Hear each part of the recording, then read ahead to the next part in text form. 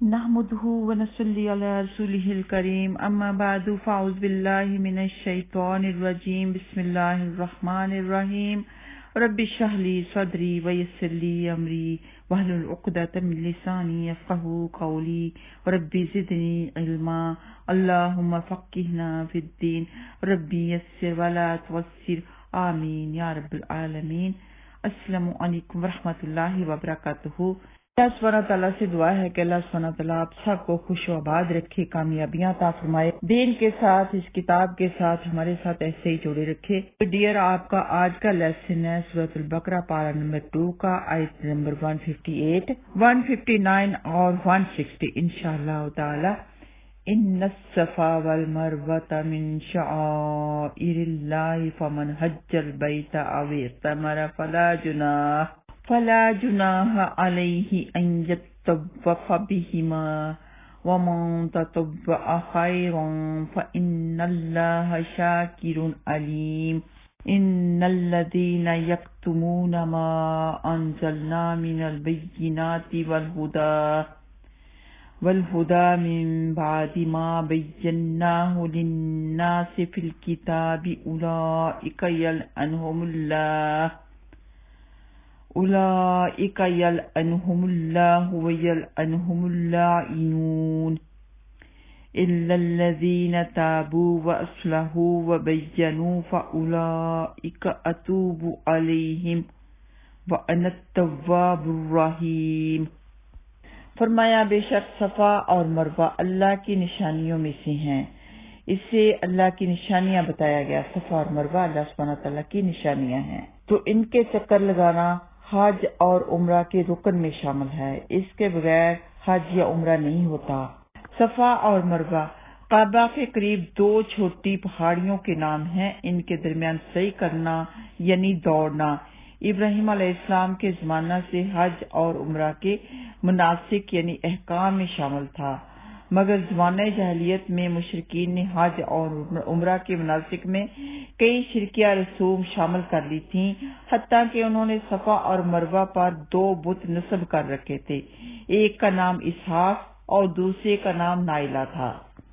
ان مشرکین میں سے بعض وہ تھے جو جاہلیت میں ان کے درمیان صحیح کرتے اور ان بتوں کا استلام یعنی بوسہ لینا بھی ضروری سمجھتے، اور ان مشرکین میں سے بعض وہ تھے جو جاہلیت میں ہی صفا اور مروہ کی بجائے منا نامی بت کا طواف کرتے تھے اور مکہ پہنچ کر صفا اور مروہ کے طواف کو گناہ سمجھتے تھے، یعنی خانہ کعبہ میں یا صفا مروہ میں بت رکھے ہوتے ان کا طواف کرتے بجائے خانہ کعبہ کا طواف کرنے کے، اتنی بے حرمتی کرتے۔ تو ان کے رد میں یہ آیت نازل ہوئی۔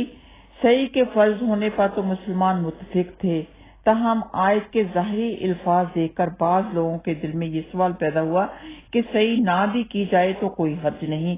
چنانچہ عروہ رحمۃ اللہ علیہ بیان کرتے ہیں کہ میں نے سیدہ عائشہ رضی اللہ تعالیٰ عنہ سے سوال کیا کہ آپ صلی اللہ علیہ وسلم کا اللہ سبحانہ تعالیٰ کے اس فرمان باری تعالیٰ کے بارے میں کیا خیال ہے کہ جو ہے ان الصفا والمروہ من شعائر اللہ فمن حج البیت او اعتمر فلا جناح علیہ ان یطوف بہما۔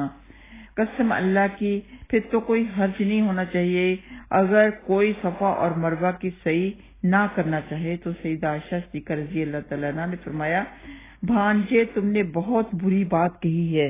اگر بات ایسے ہوتی جیسے تم نے کہی ہے تو پھر الفاظ یہ ہوتے فلا جناح علیہ اللہ یطوف بہما، کہ ترجمہ اس کا تو اس پر کچھ گناہ نہیں کہ ان دونوں کا طواف نہ کرے۔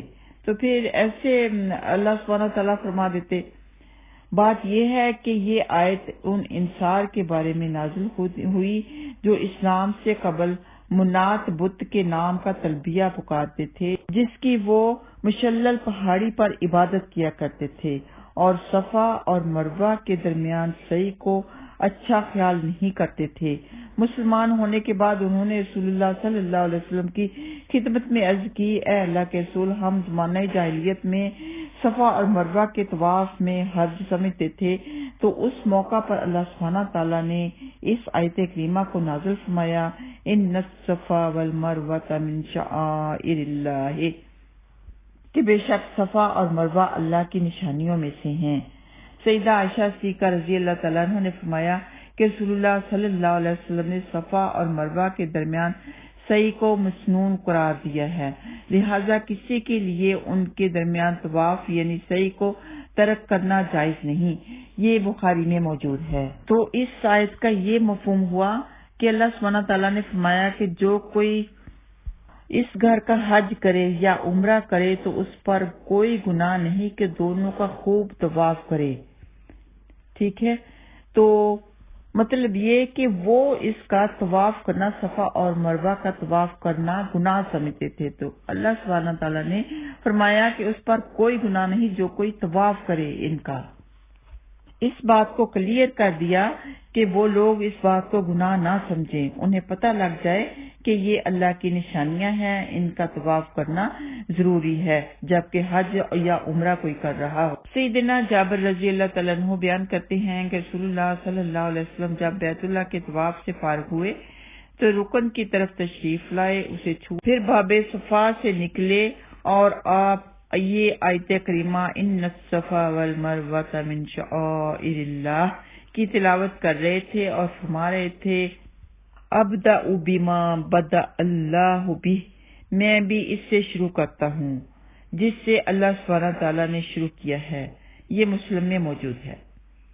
سیدنا عبداللہ بن عباس رضی اللہ تعالیٰ عنہما بیان کرتے ہیں کہ رسول اللہ صلی اللہ علیہ وسلم اور آپ صلی اللہ علیہ وسلم کے صحابہ عمرۃ القضاء کے لیے جب مکہ معظمہ پہنچے تو مشرکین کہنے لگے تمہارے پاس ایسے لوگ آ رہے ہیں جن کو مدینہ کے بخار نے کمزور کر دیا ہے۔ سیدنا ابن عباس رضی اللہ تعالیٰ عنہما کہتے ہیں کہ رسول اللہ صلی اللہ علیہ وسلم بیت اللہ کے طواف میں اور صفا و مروہ کے درمیان اسی لیے دوڑے تاکہ مشرکین کو اپنی قوت دکھائیں۔ یہ بخاری میں موجود ہے، اسی لیے مردوں کو وہاں پہ دوڑنا ہوتا ہے، تیز دوڑنا ہوتا ہے، تیز چلنا ہوتا ہے وہاں پہ، یہ سنت ہے۔ تو نبی پاک صلی اللہ علیہ وسلم وہاں پہ دوڑے تھے تاکہ ایسے لوگوں کو پتہ چل جائے کہ مردوں میں قوت ہے، وہ کمزور نہیں ہوئے۔ اور اس آیت کے بارے میں آخری حدیث کے حبیبہ بنت ابی سجزہ رضی اللہ تعالیٰ عنہا سے روایت ہے کہ میں نے رسول اللہ صلی اللہ علیہ وسلم کو صفا و مروہ کے مابین طواف کرتے ہوئے دیکھا، لوگ آگے تھے، آپ پیچھے تھے، آپ صحیح فرما رہے تھے اور قدرے تیز دوڑنے کی وجہ سے میں آپ کے دونوں گھٹنوں کو دیکھ رہی تھی اور آپ کا تہبند دونوں گھٹنوں کے درمیان گھوم رہا تھا اور آپ فرما رہے تھے صحیح کرو، اللہ سبحانہ تعالیٰ نے تم پر صحیح کو فرض قرار دے دیا ہے۔ یہ مسند احمد میں موجود ہے۔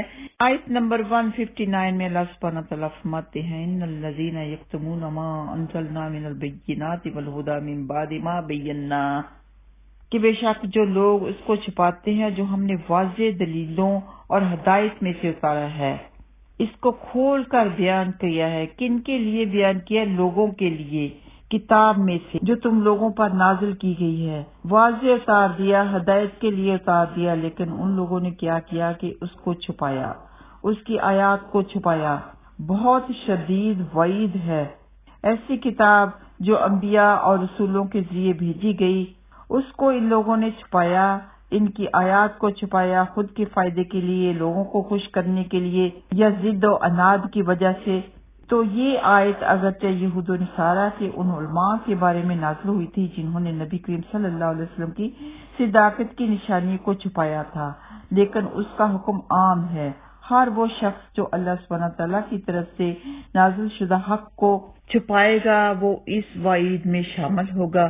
حق کو چھپانا اتنا بڑا جرم ہے کہ اللہ سبحانہ تعالیٰ ایسے لوگوں کو اپنی رحمت و قربت سے دور کر دیتا ہے اور ساری دنیا کی لعنت ان پر برسنے لگتی ہے۔ لعنت کا مطلب کیا ہے کہ کبھی اس پر رحمت نہ ہونا، کبھی اس پر رحمت کرم نہ ہونا، ساری دنیا کی لعنت اس پر برستی ہے۔ ایسے لوگ اپنے پیٹوں میں آگ کے سوا کچھ نہیں کھا رہے اور نہ اللہ سبحانہ تعالیٰ ان سے قیامت والے دن بات کرے گا، نہ انہیں پاک کرے گا اور ان کے لیے دردناک عذاب ہوگا۔ یہ بہت بڑی وعید ہے۔ سیدنا ابو ہریرہ رضی اللہ تعالیٰ عنہ بیان کرتے ہیں کہ رسول اللہ صلی اللہ علیہ وسلم نے فرمایا، جس سے علم کے بارے میں پوچھا جائے اور وہ اسے چھپائے تو اسے قیامت والے دن جہنم کی لگام پہنائی جائے گی۔ یہ مسند احمد میں موجود ہے۔ علم کو چھپانا بہت بڑا گناہ ہے۔ سیدنا ابو ہریرہ رضی اللہ تعالیٰ عنہ سے روایت ہے کہ اگر کتاب اللہ میں 2 آیتیں نہ ہوتی تو میں کبھی کوئی حدیث بیان نہ کرتا۔ پھر انہوں نے یہ آیات تلاوت فرمائی، ان الذین یکتمون ما انزلنا من البینات والہدی لے کے وَأَنَا التَّوَّابُ الرَّحِيمُ تک پڑھی، یعنی یہ اگر آیت نازل نہ ہوتی تو میں کبھی کوئی حدیث بیان نہ کرتا۔ حدیث بیان کرنا بہت بڑی ذمہ داری ہے، سچی بات کہنی پڑتی ہے، کوئی بھی ایک لفظ بھی آگے پیچھے نہیں کیا جاتا۔ تو ہم پر واجب بھی ہے کہ جو اللہ سبحانہ تعالیٰ نے ہمیں علم دیا ہے اسے ہم اپنی طاقت کے مطابق، اپنی استطاعت کے مطابق لوگوں میں پھیلائیں۔ جو چراغ، جو روشنی، جو نور اللہ سبحانہ تعالیٰ نے ہمیں دیا ہے ہم اس کو لوگوں میں بانٹیں۔ تو اگر ایسا نہیں کریں گے تو یہ مثال جو کہ حدیث میں ہے کہ آپ کے پاس چراغ تو ہے، اس سے لوگ تو فائدہ اٹھا رہے ہیں لیکن آپ اندھیرے میں ہیں۔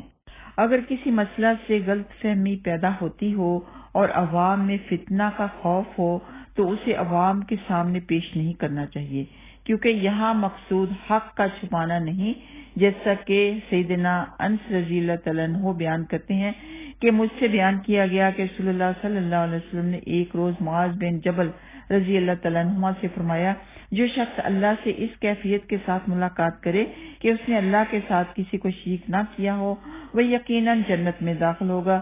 معاذ رضی اللہ تعالیٰ عنہ نے عرض کیا، یا رسول اللہ صلی اللہ علیہ وسلم، کیا میں اس چیز کی لوگوں کو بشارت نہ سنا دوں؟ آپ صلی اللہ علیہ وسلم نے فرمایا، نہیں، مجھے خوف ہے کہ لوگ اس پر بھروسہ کر بیٹھیں گے۔ یہ بخاری میں موجود ہے۔ یعنی پھر کوئی اور نیکیاں نہیں کرے گا، بس اسی بات پر رہے گا کہ میرا خاتمہ توحید پر ہو جائے تو یہی کافی ہے۔ اس لیے ضرورت کے وقت بعض حدیث کو چھپانا بھی پڑتا ہے، لیکن اگر کوئی جان بوجھ کر ایسی حدیثیں چھپاتا ہے جو کہ کسی کے لیے فائدہ مند ہوں، کوئی اس سے فائز یاب ہو، نیک عمل کرے، تو ایسی حدیثوں کو چھپانا جائز نہیں ہے۔ جیسے کہ حدیث میں نے آپ لوگوں کو سنائی کہ نبی پاک صلی اللہ علیہ وسلم کا فرمان ہے کہ جو کوئی علم کو چھپائے گا اسے قیامت کے روز جہنم کی آگ کی لگام پہنائی جائے گی۔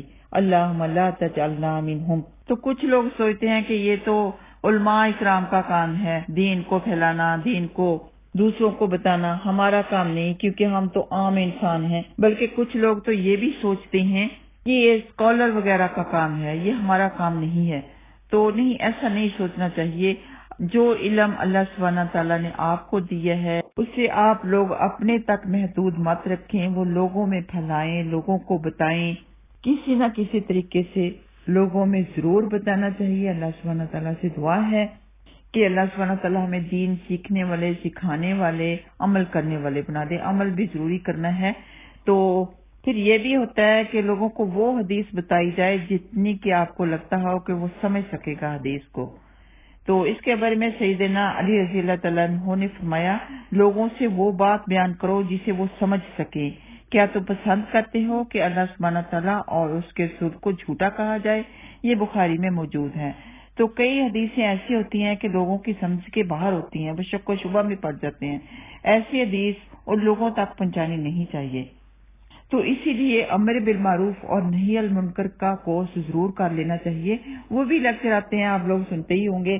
سیدنا عبداللہ بن مسعود رضی اللہ تعالیٰ عنہما نے بیان فرمایا کہ تم کسی قوم کو ایسی بات بیان کرو گے جس تک ان کی عقلیں نہ پہنچتی ہوں تو ضرور ہی ان میں سے کسی کے لیے وہ فتنہ بنے گی۔